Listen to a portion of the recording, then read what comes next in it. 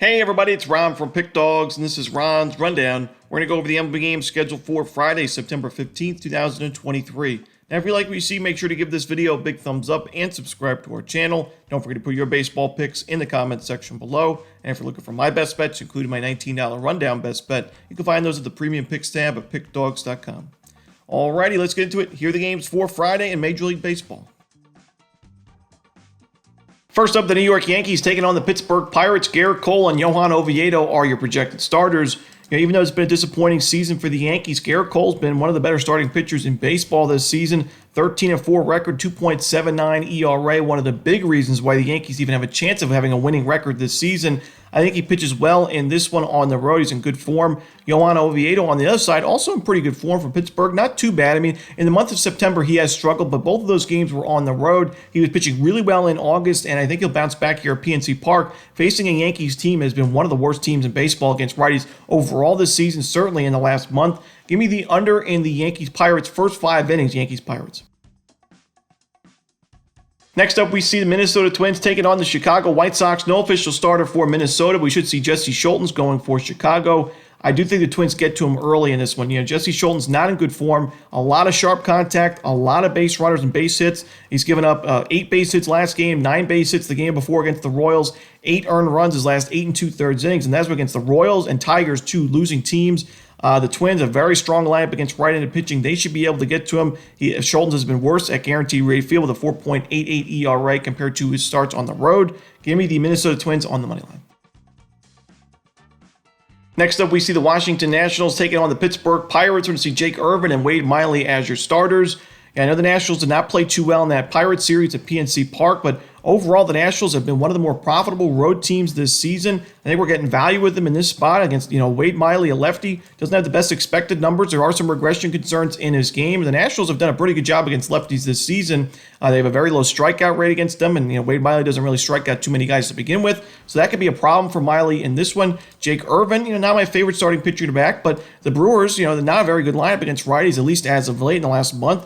Irvin's a 4.2 ERA now on the season after pitching 6 innings of 1-run ball against the Los Angeles Dodgers. And the Nationals, a team with a pretty big losing record, they're 3-2 in his last 5 starts. So I say why not take the 1.5 runs with a sprinkle on the money line with the Washington Nationals.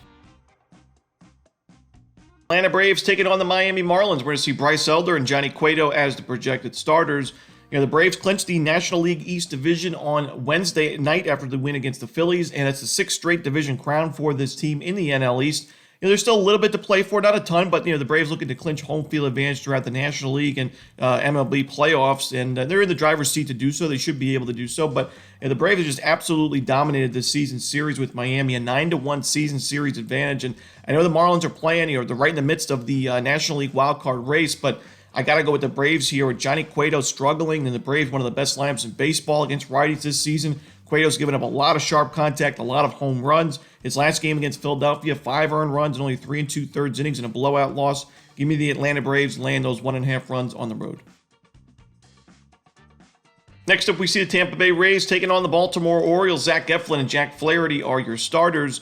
We talk a lot about how Zach Eflin's been really sharp at Tropicana Field this season, but when you look at his last few road starts, his last game against the Marlins on the road was 6 1/3 innings, a shutout baseball, and a 3-0 Rays win. The previous start on the road against the Angels back on August 19th, 6 innings of 1-run ball, and an 18-4 Rays win. And then the previous road start to that one on August 1st against the New York Yankees, 6 innings, a shutout ball, and a 5-2 Rays win. So 3 quality starts his last 3 road games, all 3 victories for Tampa Bay. You got Jack Flaherty on the other side, who was not pitching well for Baltimore. He gave up another 4 earned runs and 5 total runs his last start against the Red Sox. And in the month of September thus far, an ERA at 9. Give me the Tampa Bay Rays on the money line on the road. Next up, we see the Boston Red Sox taking on the Toronto Blue Jays. Brian Bayo and Jose Barrios are your starters. I think both of these starting pitchers are in pretty good form, but I just think the Blue Jays have the much better bullpen in this matchup, so that's why I like Toronto on the money line. The Red Sox bullpen in the last month, an ERA above 5, and it has been the best bullpen this season overall. Toronto's pen has been pretty consistent, good expected numbers, good ERA in the last month, and Jose Barrios has pitched well at home this season. He was struggling a bit towards the end of August, but his first 2 starts of September, 2 quality starts with 7 strikeouts each, giving up 2 earned runs apiece in those 2 games, and 2 wins for the Blue Jays in the end. Bayo's been a bit inconsistent himself, giving up, his last game, 3 earned runs and 7 base hits in only 5 innings of work. The Red Sox have won his starts. They're 4-1 his last 5 games, but I think there's a tough matchup for him on the road. Give me the Blue Jays on the money line. Next up, we see the Cincinnati Reds taking on the New York Mets. Hunter Green and David Peterson are your starters. And we talk about how David Peterson's actually been pretty solid at Citi Field this season with a sub-4 ERA. Peterson's got really good strikeout stuff. The only concern, we've seen throughout his career, the control, missing outside the zone, walking batters, and missing inside the zone, giving up a lot of home runs. But he's only given up 1 home run in his last 3 starts. He's coming off a quality start against the Minnesota Twins. It was a loss for the Mets in that one, but against Hunter Green, who is more of a strikeout-dependent starter, facing a lineup in the Mets that A, has really good numbers against righties in the last month, and B, does a pretty good job at limiting strikeouts. I don't know if Hunter Green's going to be able to pitch too well in this game. We saw him lose a game to these New York Mets earlier this season. And when you look at this Cincinnati Reds lineup against lefties in the last month, not great numbers. I think Peterson has a pretty good matchup on his hands. I would lean towards the under in this game, but also the New York Mets on the money line at Citi Field. Next up, we see the Texas Rangers taking on the Cleveland Guardians. John Gray and Lucas Giolito are your starters. I think we could see a similar result to the last time John Gray faced these Guardians. He was not very sharp in that game, and I don't love the form that he's in right now. However, the lineup was able to back him up, and the Rangers went on to win that game 12-4 against Cleveland. And like I mentioned, Gray struggled. He gave up 4 earned runs, 2 home runs, and only 6 innings of work. But the bats were there for him, and I expect him to be there for him against Giolito, who is not in good form, has not pitched well as a member of the Guardians. His first 2 games with Cleveland, 10 innings of work, giving up 13 earned runs and 6 home runs. 3 home runs apiece his first 2 games against the Twins and Angels. We know this is a very good Rangers lineup, and like I said, Gray's been tough to read lately. He's kind of been inconsistent, but I think he'll just be good enough. The Rangers both been good enough for the bats to do the talking here. So give me the Rangers on the money line. Next up, we see the Houston Astros taking on the Kansas City Royals. Christian Javier and Zach Greinke are your starters. I don't really trust either of these starting pitching options. Christian Javier, it's been a disappointing season for him. An ERA just below 5 on the year at 4.78. His last game giving up 4 earned runs and only 4 innings against the San Diego Padres. And we know the Royals in the second half of the season have been better offensively, especially against righties. So I think they'll be able to chip in some runs here against Javier. Greinke's been better at Kauffman Stadium in his time with the Royals this season last year, but still not in great form his last couple of games. His first 2 starts of September in 7 1/3 innings of work. One of those starts on the road, one of those starts at home, giving up 7 earned runs and owning an 8.59 ERA. Not in great form, facing a really tough Astros lineup. Give me the over here in Houston, Kansas City. Next up, we see the Philadelphia Phillies taking on the St. Louis Cardinals. Aaron Nola and Zach Thompson are your starters. Aaron Nola has just been good enough as of late for the Phillies, similar to a guy like John Gray, like we talked about, where, Nola's not in great form. His last 2 starts giving up 11 earned runs, but the Phillies are still 1-1 in those games, and they're 3-1 his last 4 starts. So I think he'll be good enough here. The Phillies' bats have been really strong against righties in the last month. The bullpen's also been strong for Philadelphia. I think they have an advantage there in this series and in his first game of this series. Zach Thompson's pitched pretty well for St. Louis. He's got decent expected numbers. The Cardinals have been winning his games, but I think this is a really tough matchup, one of the toughest matchups we've seen for him. And like I said, he's been pitching well, but you look at the matchups he's had lately, a really weak strength of schedule. The Mets, the Pirates, the Padres, the Pirates again, so all losing teams, and then the Cincinnati Reds, who haven't been the best team in the second half of the season. Give me the Philadelphia Phillies on the money line on the road.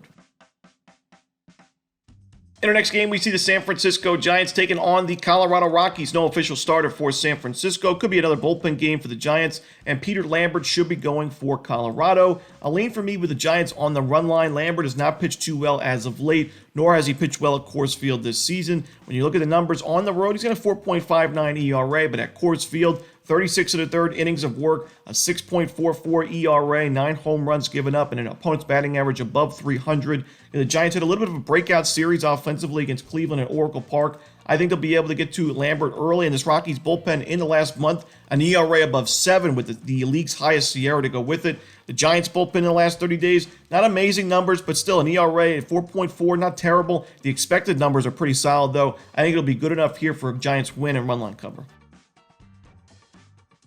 Next up, the Detroit Tigers taking on the Los Angeles Angels. We're going to see Tarek Skubal and Griffin Canning on the mound. The Los Angeles Angels in the last month, not very good numbers against lefties. They're 28th in baseball in team OPS. Their isolated power ranks 29th in baseball. Strikeout rate and walk rate aren't too bad, but Skubal is pitching well. I mean, in September thus far, a 1.5 ERA, and that's with facing the same lineup twice, the White Sox, back-to-back games. So really tough to do that. And he pitched 16 strikeouts and 12 innings of work and only gave up 2 runs in those 2 games. I think he pitches pretty well in this one, but I also think Griffin Canning, who's been pretty solid in the second half of the season, his last start against the Cleveland Guardians, it was 5 1/3 innings, a 3-run ball, so just a couple of outs shy of a quality start. He's given up 3 earned runs or fewer in each of his last 4 games. He's facing a pretty weak lineup in the Tigers, who have not had great numbers against righties in the last month. Give me the under in the first 5 innings in Detroit, Los Angeles. Next up, we see the Chicago Cubs taking on the Arizona Diamondbacks. No official lineup for this game, so we could see a pitching change. But right now I'm seeing Justin Steele and Brandon Pfaadt listed as the starters. And, Justin Steele, not only has he been one of the more profitable pitchers in baseball, he's just been one of the better pitchers in the National League in general. 16-3 record, a 2.49 ERA. He pitched pretty well against Arizona last week, even though his team did not get the win in the end. It was 7 innings of 1-run ball. And Brandon Pfaadt on the other side, if he is the starter here, I thought it was actually a good matchup for him last week against Chicago at Wrigley, but he did not pitch well in that game. Makes you wonder if he's MLB ready right now. 6 innings, 7-hit baseball, 4 earned runs, and 3 home runs in that loss to Chicago. The Diamondbacks are now 1-4 in Pfaadt's last 5 games. Not where you want to see it. We know this Diamondbacks bullpen's not been great in the second half of the season. I think it's a mismatch here in the pitching side of things, so give me the Chicago Cubs on the money line. Next up, we see the San Diego Padres taking on the Oakland Athletics. We're going to see Sean Newcomb and Seth Lugo as the projected starters in this one. Now, Newcomb's pitched well so far for Oakland, but it's a very small sample size. 12 innings of work, 15 strikeouts, hasn't pitched deep into ball games. He only had 1 start. It was his last game against the Rangers. It was 4 innings of 5 strikeouts, shutout baseball. Got to give him credit, but currently has a very low BABIP. I think it's below 150, so that's not very sustainable. Going forward, we're going to see some regression in his game, and this is a tough matchup for him, facing a Padres team that in the last month, top 10 in baseball in isolated power against lefties, top 10 in team OPS, a high walk rate of 10.7%, and a pretty low walk rate of below 23%. So I think Newcomb could struggle in this game. Seth Lugo's been solid for San Diego this season, sub-4 ERA. The Oakland A's bats have not been great, so give me the San Diego Padres in a lean on the run line. And your final game for Friday's card in Major League Baseball, the Los Angeles Dodgers taking on the Seattle Mariners. Bobby Miller and George Kirby are your starters. To me, this is a coin flip type of game. Neither of these starting pitchers are in the best form. I mean, especially George Kirby, but he was pitching on the road in a majority of his, most recent starts. His last 3 games, actually his last 4 games were all on the road, and 5 of his last 6 starts were on the road. When you look at his home and road splits this season, he's got a sub-3 ERA at T-Mobile Park with a 6-3 record, 75 1/3 innings and 78 strikeouts, a 2.14 opponent's batting average. On the road, an ERA just below 4 at 3.99 in 90 1/3 innings of work. Only 73 strikeouts, so a much lower strikeout rate, a much higher opponent's batting average at 276, more home runs and more walks to given up as well. So, Kirby's been a lot better at home. We find him home here. The Mariners have really good numbers against righties in the last month. Bobby Miller's actually been better on the road himself, so it's why it makes it a pretty tough game, in my opinion. 2 really good bullpens, 2 good lineups against righties in the last 30 days. If I had to choose, I would just take the home team here. I mean, Kirby's been so strong at T-Mobile Park this season. I think he bounces back here, so I'll lean towards the Mariners, but a game I'll just be watching as it's a really entertaining game on paper. And that's it. Those are the games for Friday in baseball. Hope you enjoyed this video. If you did, don't forget to hit that like button and subscribe, and don't forget to put your baseball picks in the comment section below. Again, if you're looking for my best bets, you can find those at Pick Dawgz Premium. As always, this is Romanelli. Good luck.